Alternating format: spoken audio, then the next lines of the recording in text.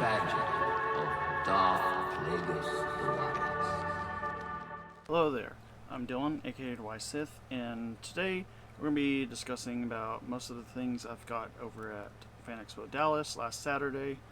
So, without further ado, we just show what I got.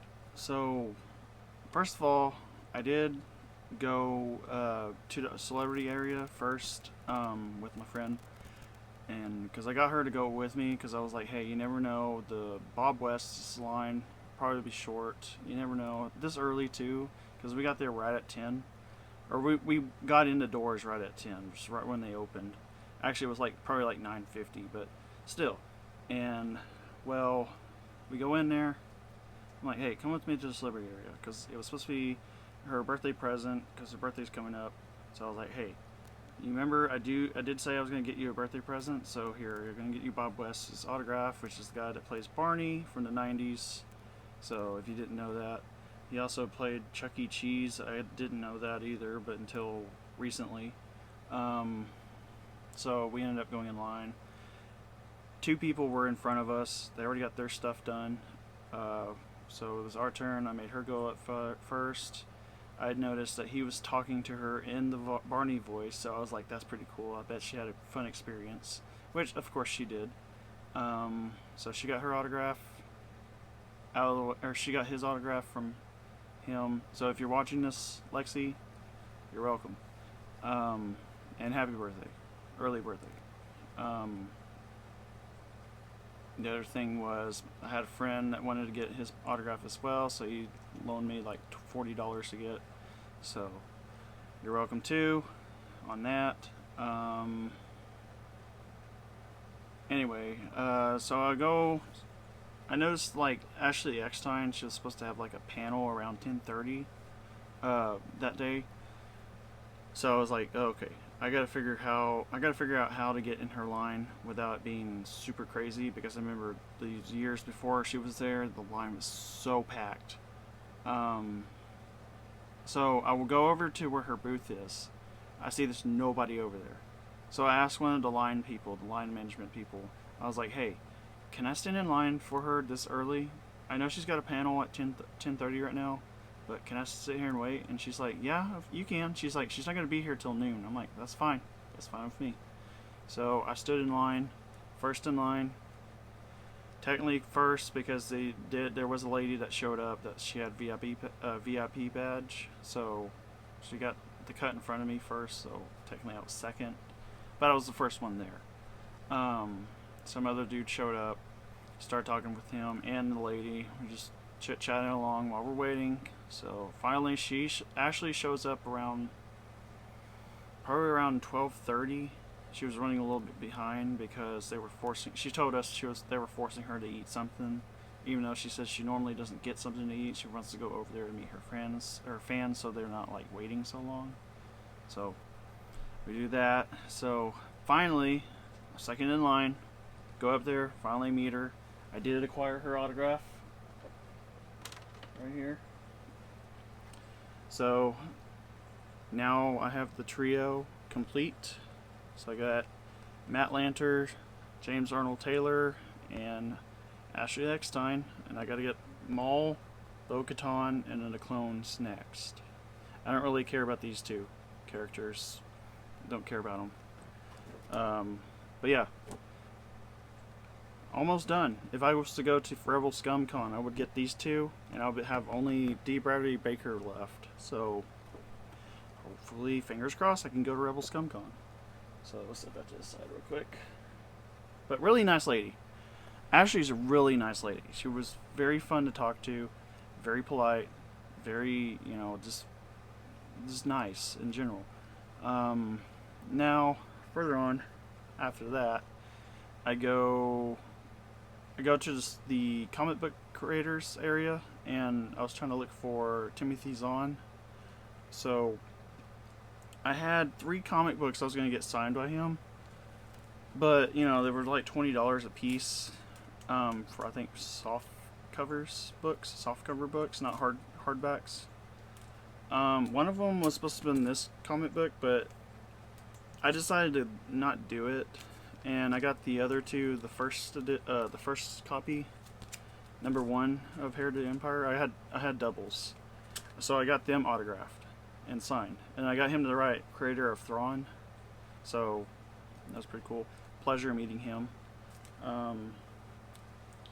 I did gift one to Theory whenever I met him. I gifted him that along with the painting. I put the images up. I forgot to put it up last video, but I'll put the images up of what like the comic book looks like and what my painting looks like right now. Make sure to put that up. I did send off. Beckett Grading was there, so I did take the other comic book and send it off to them to get graded. I don't really care what grade I get on it. I know it's not in the best shape, so it did have a little bit of whitening on the corners and such. It was in good shape. Believe me, it was in good shape. Both of them were. It was just a little whitening on the corners where it's got damaged or nicked a little bit, especially in the little stapled back area. But all in all, it was in good shape, so who knows what kind of grade I would get from it. But I submitted that off, had to get it all, I had to pay like $71 for that. It was about $24 for modern comic grading, which mine counted for the modern comics. I forgot what year that counts as, like 90s to early mid 2000s or something like that. I can't remember. Don't go by off what I'm saying. To get it, the autograph verified and certified, I had to spend another $25 to do that, and then another $22 to get it shipped. So all together, it was like $71 to get it all done. Their on-site grading was closed, so luckily they were still doing grading. You just had to ship it to them, and they'll ship it to you. So I decided to do that method. I know probably would have paid less with on-site, but they were already closed, so I had no choice. And I really wanted to preserve my comic book in there with it being signed and everything. I don't really care about what the grading is, as long as it's I am looking forward to see what grade I get, but I just don't really care what grade I get, as long as it was preserved in the case and I can present it, maybe display it on here or something. Who knows? Because I do have this up in there. I do need to get a frame for it, but I'm keeping it in this. I'm keeping it in the sleeve for when I get these guys, and once it's all complete, I'm gonna frame it. That'll be my pride and joy of Star Wars items I've owned. Let's see. Other thing I did get to see Theory, Star Wars Theory. I did get a saber from him. So here it is, Theory sabers. Here's a nice little display box that comes in. Really nice. Got Arabesh writing right there. You guys' logo. It's upside down. You guys' logo right there. I will do an unboxing. Well, not really unboxing. It's right here, basically. I will do a full-on review video of it. I tell you one thing though, for that, it cost me. I'll let you know how much it cost me on that one. I got the Gradient Red and Black saber, and I got it with the SN-V4 soundboard. So it's got the pixel blades. So here's my blade, and as you can see, it's got the little disc for connectors to connect to, and keeping that, so keep it protected. But it cost me about $164 plus tax, about $10 tax. So tell you one thing though, that is one of the best budget sabers I've ever purchased.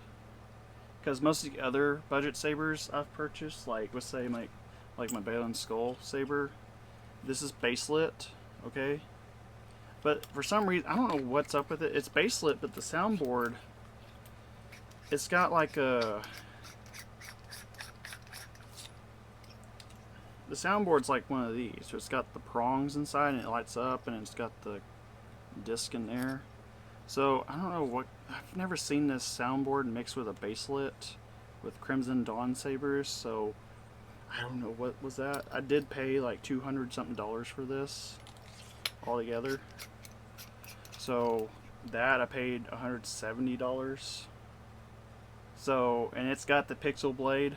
But granted, this is a movie, TV show accurate saber, but still, that's a really good budget saber. So, I'll show that off real quick. That's what I mean by it being gradient red and black, and that's actually what it's called. So, and it does have a little pommel piece where you can see thread around in here. So you could buy another one, screw it up, have a double blade. So that's pretty cool. I do have the blade plug in there. It's this logo. It comes with everything. Basically, it comes with the display stand as well. So here's the display stand. I got him to sign the plaque that's in there. All this is just adhesive backing, and this display stand has like a little insert that this sets inside of, and it sticks to place. So yeah, really nice. Most sabers don't come with a display stand like that, so I'll do a review video of it soon. Put that back in place. Set this back up here. Keep it protected. Let me show you what the badge looks like for Saturday. I don't know if they were like this for all the days or they were different, but I know Saturday's badge was this. I do keep it in these badge holders just to keep it from getting scratched. But that's what the badge looked like for Fan Expo Dallas 2025. I do have my other ones right here. So this is from 2019. This is Sunday. This one's from 2021. So you skip 2020 because of, you got 2022 right here. Another Saturday. You can see I've been going a lot of Saturdays because it's the main days to go to. 2023 right here. And then you got 2024's badge right here. So I got all of them. I even have a 2018 badge, but it's like probably about that much bigger. It was before they came out with these scannable badges. So yeah, so that would add to the collection. So that makes, let's see, 1, 2, 3, 4, 5, 6 total badges that I have so far, including the original Fan Expo badge where they used to be big. And when you go up to it, it was a premium badge too. It was back when it was called the Premium Pass, and I think they call it the Ultimate Pass now, where you get all 3 days included, plus with goodies. Because, like, in fact, I do have the lunch box right here. I store my figures in there.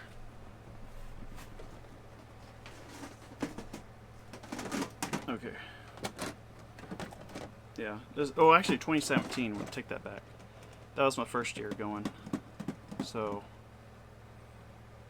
I did get the lunchbox, the exclusive Fan Expo lunchbox from 2017. And it's the Spider-Man. And I did get a bag. I did get a comic book, a Batman poster. I think the comic book was Iron Fist, but I gave that to my friend because I'm not really a big fan of Iron Fist. But yeah, there's badges you can get. I like to collect them, memories and such. The other thing I did get was a Godzilla figure because I've been wanting to get a Godzilla figure for a while. If you don't know, I am a huge Godzilla fan. I am a huge Jurassic Park fan. I would have to say Star Wars is up here, Jurassic Park is below, and then Godzilla is in the same level as Jurassic Park. So any of the Godzilla films, even the newer ones, I love Godzilla. What's it called? Godzilla -1. I love that one. That's such a good movie. And then Shin Godzilla is so good too. I do like the MonsterVerse as well, which in fact I did get the figure. I spent $80 on it, but it's by Hayato Toys. And I feel that's a more reasonable price because it's a little bit older, and I've noticed they are around that price. So I did open him up, and he is such a good figure. It's like a lot bigger than I thought it would have been. I figured he'd be like 6 inch, but no, he's like up to almost 7.5 inches tall. And I was like, damn, this is good. So fully articulated, just about, very highly detailed. I love this figure. I love the fact that you can like articulate the tongue as well. So you can see the tongue articulates. But yeah, I love this figure. And then the fact, I do love this version of the MonsterVerse Godzilla because the spinal dorsal fins are more accurate than when 2014 Godzilla, where they were more like just triangles. So this is more like the traditional Godzilla dorsal fins, which I love that they updated it to that. So I love this figure. This is like my first ever best Godzilla articulated figure that I've owned, because I do have one. This would be technically my first, but it's very cheap, $25 at Walmart. I think it's from, I can't remember which Godzilla film it's from. It's from one of them. I don't know. From I think from the 90s? One of the 90s Godzillas, I can't remember, but you can see it's like very shiny. It's like very cheap looking. You try to pose it a certain way, sometimes the tail will pop off. So it is by Bandai, which you would think Bandai would come out with better figures than what they've been making. Because, Bandai's been around for a while, but who knows. But I do have another figure. I forgot what it's, Super 7, I think that's what it is. It's just a little miniature, like Godzilla. This one's from Godzilla 1984 or 5, which is one of my favorite ones. One of my favorite ones, because I remember I grew up. That was like my first ever Godzilla film I watched, and it was on VHS. I remember that. I'll put an image of which one I'm talking about, but right now. The other things I did get an Admiral Akbar 12-inch figure. It's funny because like when you lift up his sleeves, he does have skin tone color arms and legs. His body's basically a G.I. Joe body, but with a Akbar arms and head. So I thought that's pretty funny. But I did get this guy because, like, that painting that I did, I want to find chef clothes that fit 12-inch and put it on him, make a little platter with a fish on it, and make him pose, because he is articulated. Make him pose just like the painting. That would be funny. Don't worry, I'll keep the clothes, put away so it won't get lost. But I thought it'd be a funny thing just to pose him like that. But I did get him, so I was thinking about getting the General Grievous, but the lady said that he was broken, so I was like, yeah, never mind. The other things I did get was, I did get 2 Godzilla posters. So I'll put the image up on what they look like, both of them. I'll find some images on Google and just put them up. But they had them for like $20 a piece, but they had a deal where you get 2 of them for $30. So I was like, okay, I might as well do the 2, and I picked out the best looking ones. So one of them has Space Godzilla, the other one has King Ghidorah with Mothra, and I can't remember what the armadillo guy is. I can't remember something. I can't remember, but I'll show you the images. I'm trying to think. Oh, and that Theory Saber, they also come with these little cloths. It's like microfiber cloth, so you can clean it and such if you get a lot of fingerprints and such. So I thought that's pretty neat. They all come with that, and the saber comes inside of it in like bubble wrap, so it protects it while it's in the box. When I was over there, You can see in the vlog, I was over there with the 501st, Mando Mercs, Droid Builders, Jedi, Lightsaber Academy, and all those community groups. You can tell I was over there. I went over there and grabbed a bunch of their like trading cards that they got, because I do collect those, as you can see. So they had a lot more this year than what they had last year. So I picked all those up. Here's like a bunch of the Rebel Legion ones I picked up. The first ones I just showed was 501st. This is Saber Guild. Did I skip it? There was two of these Dark Empire groups, so there was two of these ones I picked up. That was the only ones they had. The other ones were all repeats that I had last year. Yeah, I skipped it. Okay. I did pick up a little bit more Mando Merc cards. They had more. I'm trying to figure out where the Droid Builder ones are. I know I have them in here. Oh, here they are.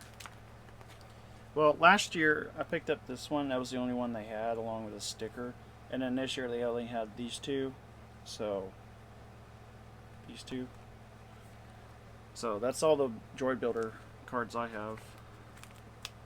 But you know, I like collecting them because, you know, trading cards are, Star Wars trading cards are hard to find. So it's like, you know, it'd be cool to collect their kind of cards too, because I like their groups because they're so dedicated to making it so movie accurate. It's like, I've thought about joining them, but it's like a lot of material you have to find, like Sintra for the armor. I know it's easy to find, but still, it's a lot of work to do that. Let's see. I did pick up some stickers from them because they had some left over from Star Wars Celebration Japan, so I thought that was pretty cool, even though it's got Rey and Kylo on it, but I don't care. I do like Kylo Ren though. There's these guys. I thought their armor is pretty sick. I'm trying to figure out what else I got. I did get I did see GamerSups was set up over there, so I got a little thing at GamerSups. I did get the Guacamole Gamer Fart 9000 flavor, and this flavor is so good. If you like the Mountain Dew Baja Blast, tastes just like it. Even looks just like it too. And I did pick up a waifu cup, so. But you can see it has the same color as the Baja Blast. Tastes just like it. It's just not it's not like sparkling or anything like, you know, soda has, but it's really good. Like, really good stuff. I did get the caffeine version, so really good stuff. And I think that might be it on the stuff I've acquired and did. The other thing I did get was that shirt that you saw in the end of last video. Nerdrotics shirt with the logo. I did get that. There was a lot more other things I've got, so I think I covered everything. Oh, yeah, that's right. The helmet.